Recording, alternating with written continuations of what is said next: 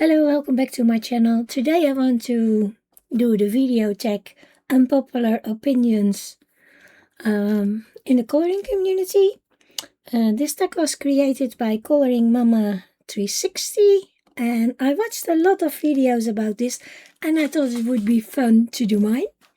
In the meantime, I will coloring this ancient tower, a ruin, in the new book from Hannah Carlson, and I'm using Prismacolors for that one. So I don't know if I can color and talk and answer the questions at the same time, but I will try. So I'm going to do these leaves here of the, what do you call the thing? Hydra. And I'm using pale sage, vert, Kelly green and dark green. So the first question is, what's a super popular coloring book you just don't connect with? Well, I had two on my mind. One is Dark Fairy Tales from Kirby Rosanes. Well, it's just not my thing. It's a bit too dark for me. Yeah, it's not my style. I struggle with some of the work from Kirby anyway. I think the art is amazing, but coloring it is different than appreciating the artwork. So yeah, that's one. Another one is the new book from Emily Lydell Oberg, the Fantasy World one. I watched a lot of flip-throughs, and I don't think the book is for me. I see a lot of people really loving it, and that's fine, that's good, but I don't think it's my book. No, I don't think so. And that's okay. It's good that we all have a different taste in things, also in coloring books, that's fine. So yeah, that's good. I don't think it's for me. Maybe I want a different color. This is Celadon green, something. Celadon, well, whatever. So yeah, that's my answer to the first question. And the second one is, do you prefer simple or highly detailed pages? Well, if you follow me, if you know me a little longer, you know I don't like the very detailed pages. I get confused by them. I don't know what to do anymore. So that's not for me. But really simple is also a little bit difficult. So big open spaces, like this, the background, it's okay. But if you have a big sea and a big sky and a big thing in the middle, I struggle with that too. So for me, I like things somewhere in the middle. That's best. Something in the middle. I like that the most. So yeah, that's what I like. Question 3. Do you prefer alcohol markers or color pencil? Well, lately I'm using my alcohol markers more and more. I'm getting a little better with them and I appreciate them more. But for me, on the first place, there always be color pencils. I think they are my favorite. I don't hate the alcohol markers anymore. I can work with them. I like them more, especially for basing. And sometimes I do a whole picture with them. But yeah, I think color pencils will be the thing that I like more. They are definitely my favorite. So yeah, it will be color pencils. Question 4. Is it okay to have whips or not? Well, if you know me, I know you know the answer already. It's definitely okay to have whips. I have plenty. One of the things that you have a lot of whips is because I'm streaming and you start a page and you don't finish it in 2 hours. Well, I'm not. And then after 2 days, there's a new stream you don't want to do. the same page over and over. So yeah, not everybody likes that. So you have a page that's not finished and you start a new one, and yeah. So yeah, a lot of WIPs, and I have WIPs that I did on my own. That's totally fine. I don't bother having WIPs. I think it's fine. Sometimes you're stuck on a page, you don't know what to do with it. And if you leave it alone for quite a while, then you see it later and you go, oh, I can do this, oh, I can do that. Sometimes that's working. And if not, sometimes I forgot, then I look in the book and say, oh, I have a WIP in here. I didn't remember that. For me, the coloring has to be fun and not work. So if you are doing something you don't like, you think, well, I don't want to finish this, I think it's fine. For me, it's fine. I don't care. So, yeah, it's okay to have WIPs. Question 5. What's one illustrator or style that isn't for you? Well, and all those opinions that I'm talking about now, they are mine. So it's totally fine if you have a different idea about the questions. I think that's what makes the tag fun. Everybody is thinking something else. Oh my gosh, I think my autofocus is on. Let's take that off. Sorry for that.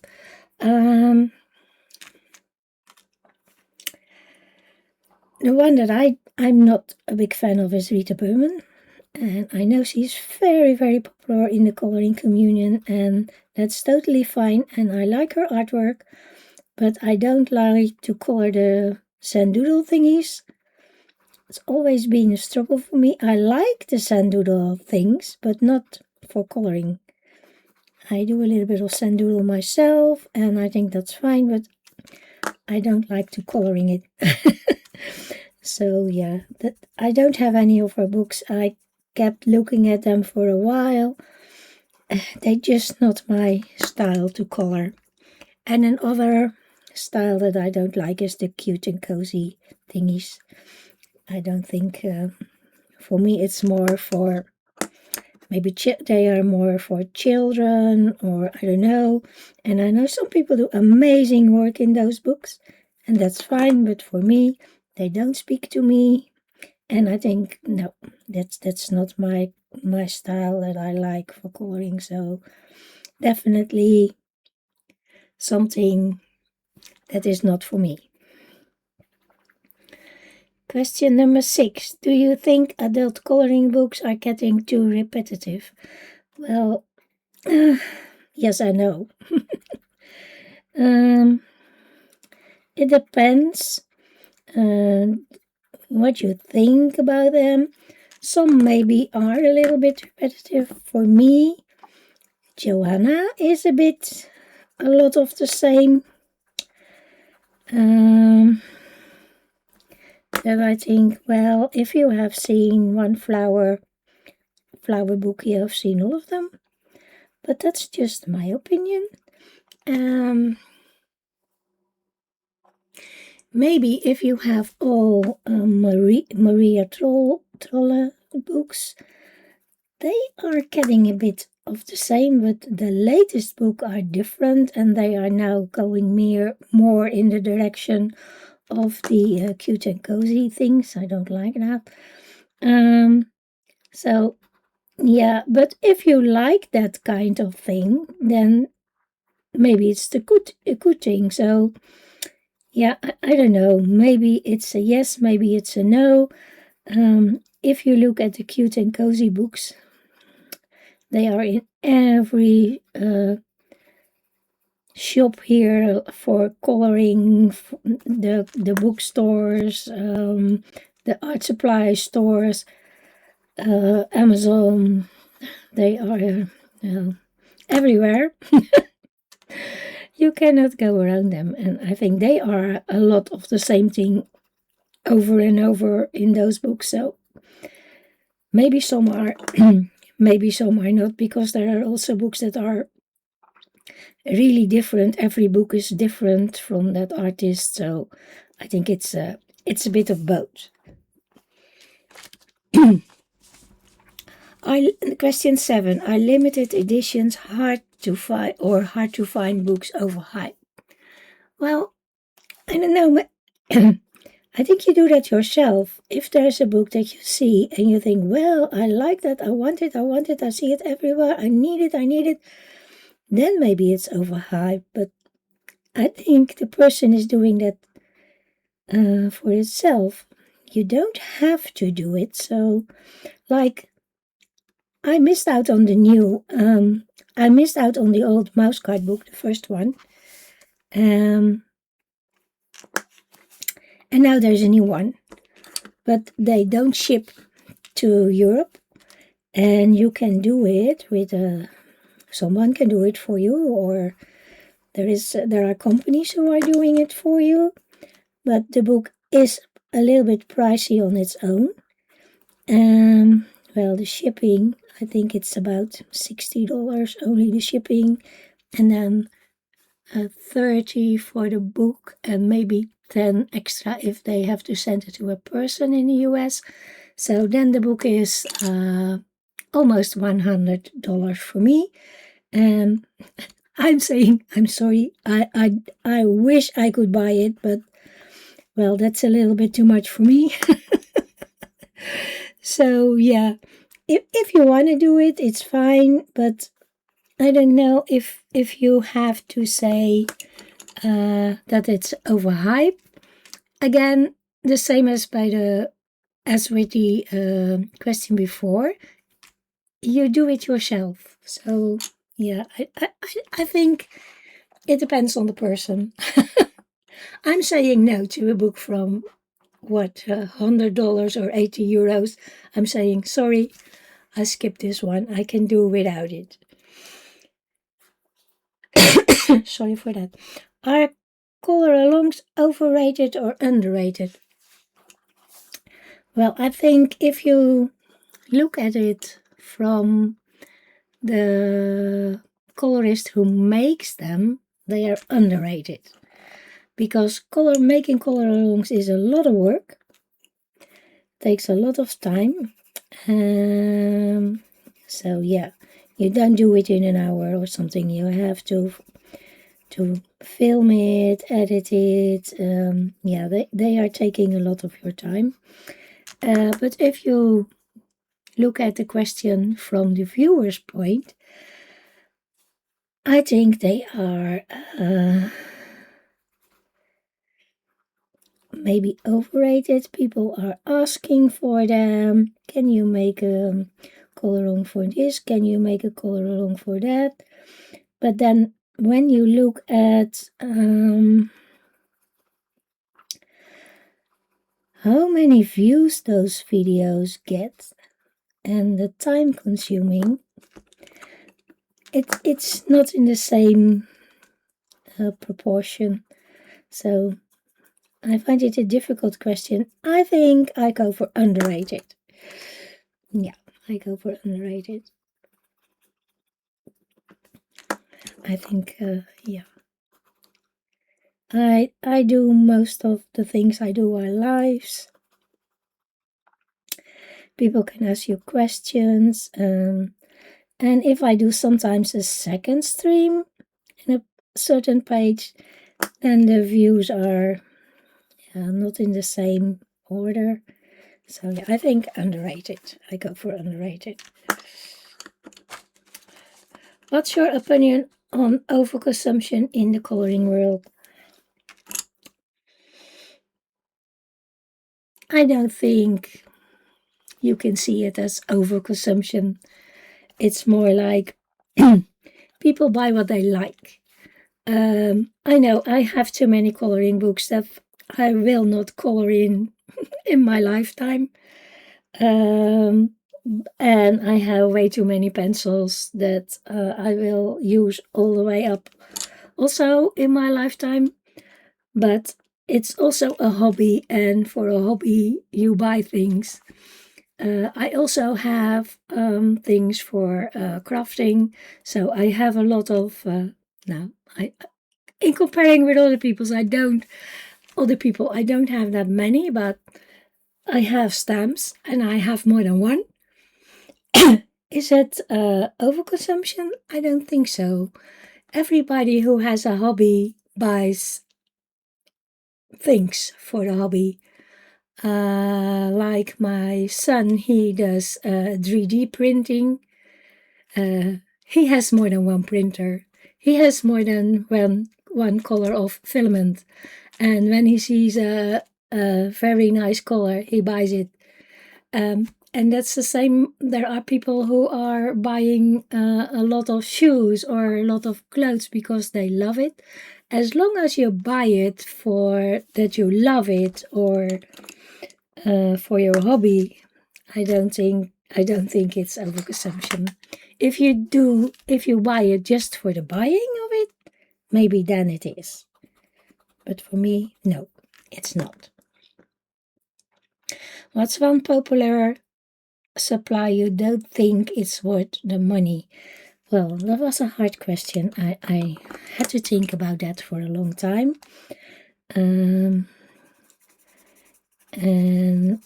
the conclusion is, for me, I don't understand the buying of the color cubes thing, the one with the color palettes. You can find color palettes everywhere on the internet. And I'm not one who uses that often. I did one page recently where I used a color palette. I just go for the colors that are in my head. And I don't see the thing in buying those cards, following the colors that are on there. And I think they are quite expensive for what they are. So yeah, that's a thing that I don't understand. And for me, that's a popular surprise that for me is not worth the money, because I know if I would buy it, I would not use it. So for me, it would be a waste of money. Yeah, I know it would be. I don't understand the thing about it. And then we have some questions, true or false, and there are 7 questions. And number 1, you don't need to swatch your supplies. Well, I have an unpopular opinion about that. You don't have to. Maybe some of the budget pencils, it's nice if you do, because the outside of the pencil is very different than the inside, and the core that you see gives a very different color than you will think by the color that it's showing. But you can also just, when you're coloring it, oh, maybe shall I use this kind of color? You scribble it on a piece of paper. You say, yeah, that's the color I want. So I don't think you have to, but it can be useful. And I know that is a very unpopular thing that I'm saying, but lately I did make swatch cards, but I didn't have them for a long time, so I say it's false. And there are not many who agree with me. Question number 2. Cute and cozy books are worth a hype. Not for me. For me, they are not worth it. For me, if I see them, they are more like children books. They are a lot of the same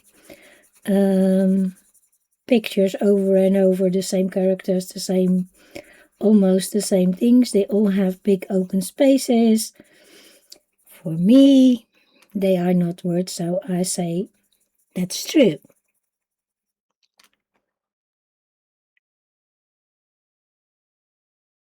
They are worth. No, it's false. They are not worth the hype. It's false. Sorry. Misread the question. It's false. Number 3, collecting coloring books is part of the hobby.